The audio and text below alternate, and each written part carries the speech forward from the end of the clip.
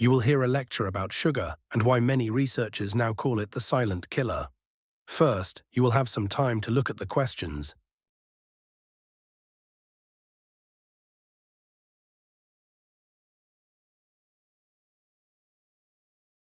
Now listen carefully and answer the questions. Good morning, everyone. Today, we'll be discussing sugar and why many researchers now describe it as the silent killer. Unlike smoking or alcohol, the harmful effects of sugar are not immediately visible. It creeps into our bodies quietly, contributing to disease over years, often without people noticing the damage until it is too late. This delayed impact is one reason it has earned such a troubling nickname. Another factor is that sugar is ubiquitous.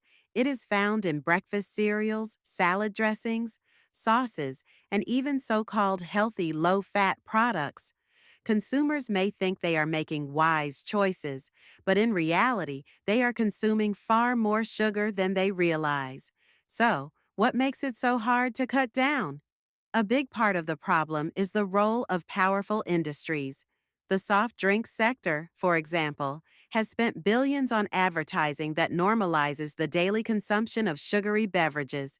Similarly, the breakfast cereal industry targets children aggressively, shaping eating habits from an early age. These industries are resistant to reform because sugar is cheap, addictive, and highly profitable. Governments have begun to respond, but the measures are controversial. Introducing a sugar tax on soft drinks can reduce consumption, yet critics argue it may unfairly impact lower-income families. Restricting advertisements aimed at children is promising, but such policies take time to show results. Meanwhile, adding clearer nutritional labels might help, but unless companies are forced to reformulate their products, labels alone are unlikely to change behavior. Finally, let's consider recent food trends. Many people are turning to so-called sugar-free energy drinks. However, these can actually backfire since they often contain artificial sweeteners that increase cravings. Natural sweeteners such as stevia appear more promising, though more long-term research is needed. Another trend is the preference for low-fat products marketed as healthy.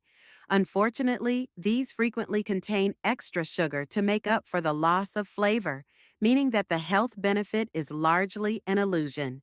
To conclude, reducing sugar is a complex challenge that requires not only personal responsibility, but also systemic change. Governments, industries, and consumers must all play a role in tackling what has become one of the most detrimental aspects of the modern diet. Now you have 1 minute to check your answers.